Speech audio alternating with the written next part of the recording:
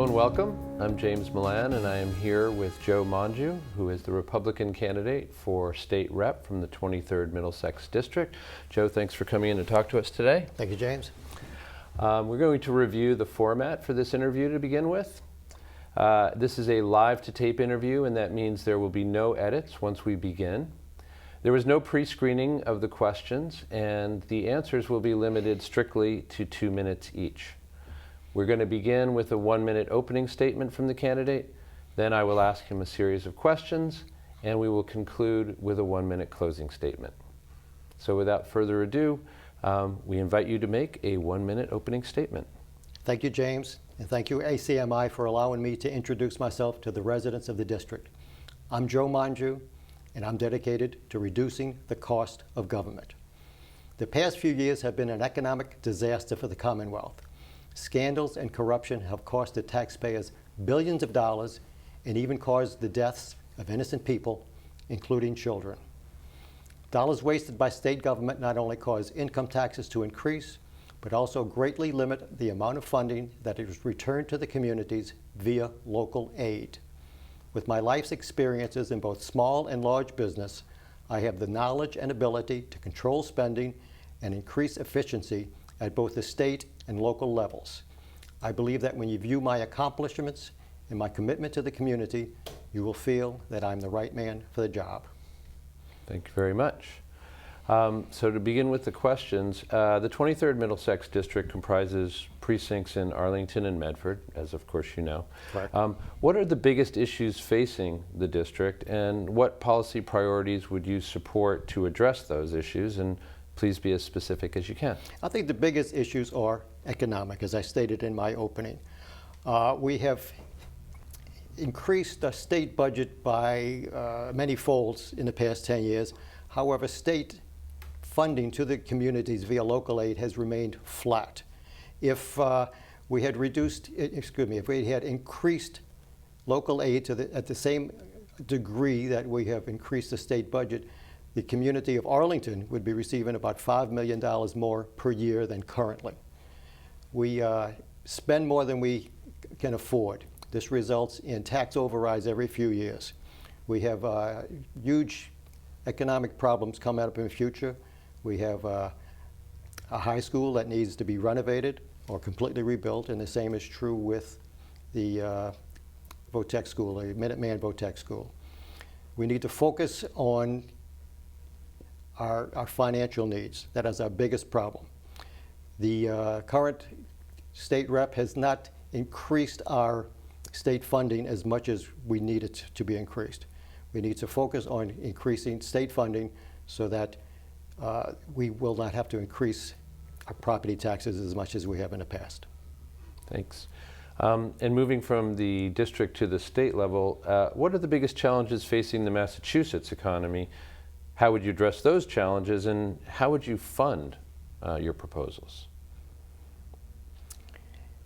During the past few years, numerous citizens have left the state, and businesses also. I know that I was in a high-tech business, Intel, and Intel announced last year that they would be ceasing production in Massachusetts. This is eliminating 2,500 jobs and costing the state millions and millions of dollars in taxpayers. We're losing citizens, we're losing representation in Congress. We need to become more attractive to business. We need to make sure that business wants to locate here.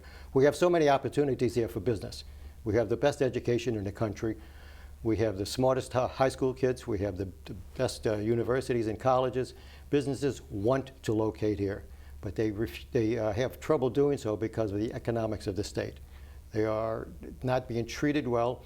Like I said, I worked at Intel. Intel let it be known that it was difficult to do business in Massachusetts.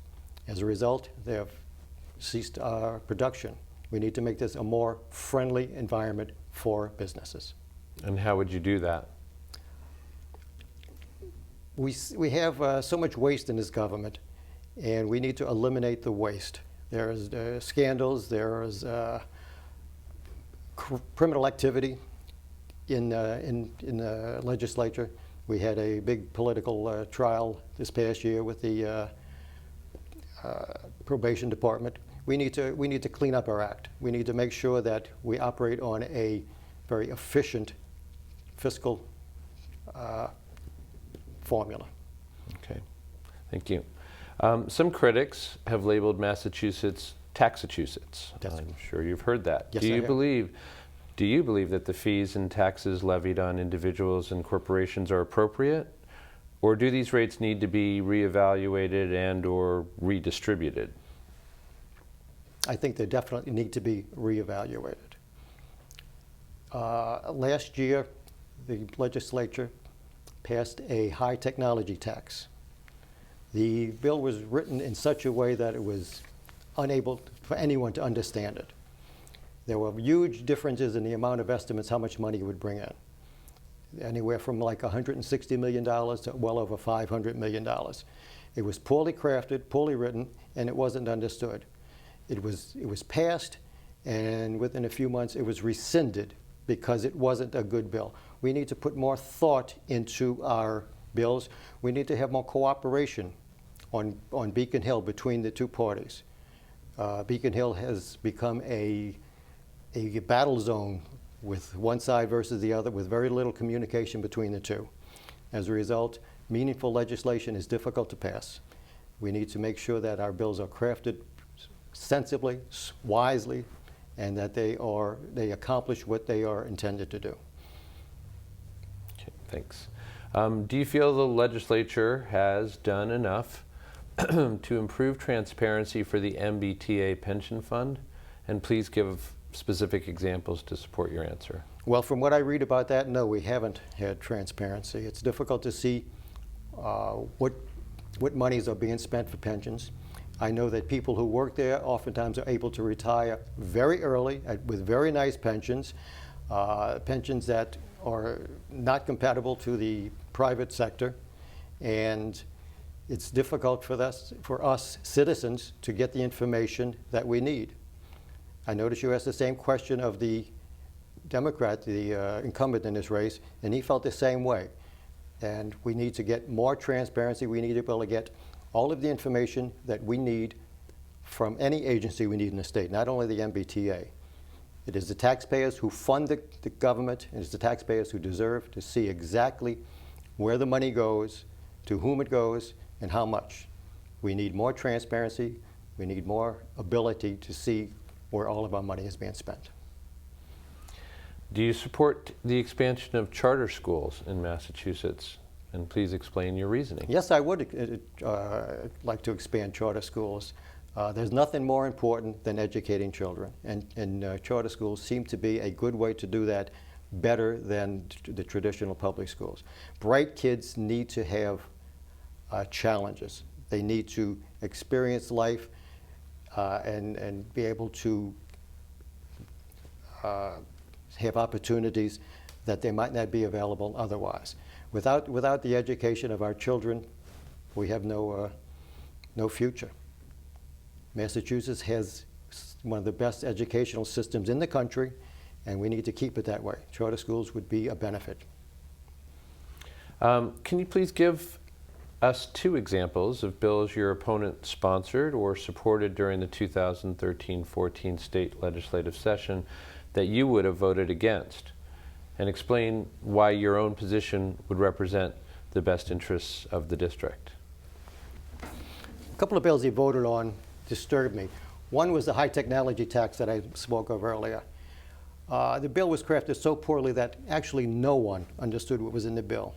Yet instead of abstaining, he voted multiple times for that bill. And I say multiple times because there were various amendments that went into this bill, and every time an amendment is introduced, he needs to vote for or against. And he continued to vote for a bill which he really didn't understand. And like I said, it was so poorly crafted that after a few months it was rescinded. So I'm really disturbed about a bill that he would vote on that he didn't really understand.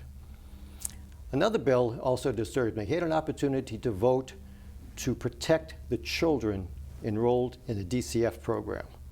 There was a bill that would fund investigative services to help locate missing children, and yet he had the nerve to vote against this bill. I simply don't understand how anyone could vote against protecting the children who were entrusted to the care of the Department of Children and Families. Thank you. Can you tell us what roles and responsibilities do federal, state, and local entities have in addressing energy policy? And are there circumstances in which federal policy would supersede state and local concerns? Could you repeat that, please? Sure. What roles and responsibilities do federal, state, and local entities have respectively around energy policy? And are there times when federal policy should supersede state and local concerns? Well, I think in the vast majority of the cases, federal policy does supersede local policy. As far as energy generation, I don't know that there are any state policies that we follow with regard to energy generation. Certainly with transmission of energy to the homeowners, we have control, and we should have control in that area. As far as generation, I don't know of any control that we have.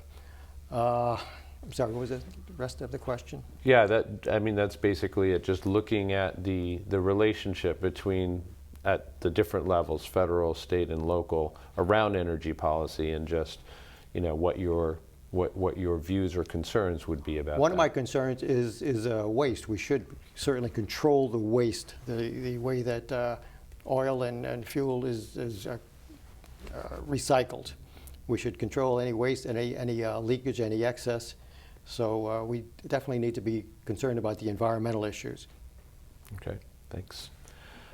Please give us one example of an issue that you and your opponent agree on, and two examples of issues on which you differ, and again, why your own positions would better represent the interests of your constituents. I see that Mr. Garbely has introduced a bill to provide hearing aids to children who need them. I certainly agree with that. Children who with physical difficulties certainly deserve to be provided the necessary equipment they need to help them out.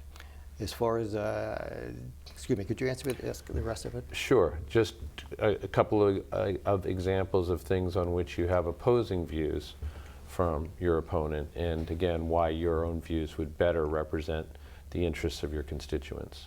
I don't know about opposing views, but he's been very ineffective at generating funding for the local communities via local aid.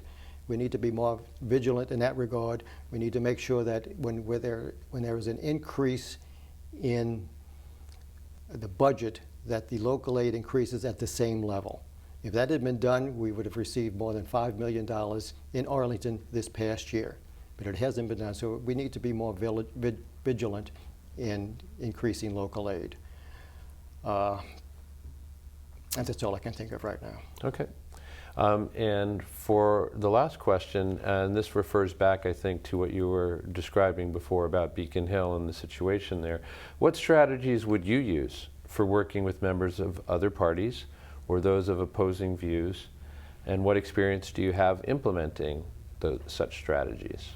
Much of what I've learned has come from the private sector. And something I learned while working at Intel that works very well. We would have what was called team building. We would actually have social events with people that we work with.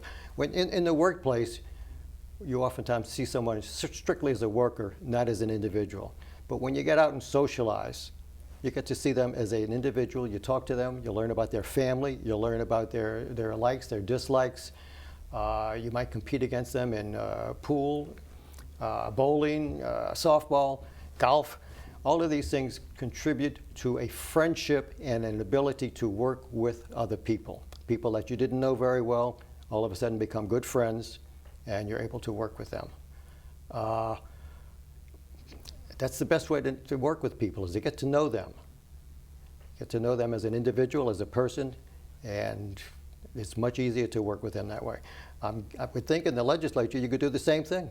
You could have social functions that would allow people to get to know each other and work together as friends.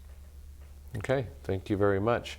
And that, in fact, closes out the round of questions. So we will now invite you to give a 1-minute closing statement. Thank you, James. As a parent and grandparent, I am truly worried about the legacy we leave to future generations. The daily news is frightening, with stories of death and destruction coming at us from many different directions. Disease, terror, and natural disasters seem to threaten us daily. I realize there are many things that are beyond our control.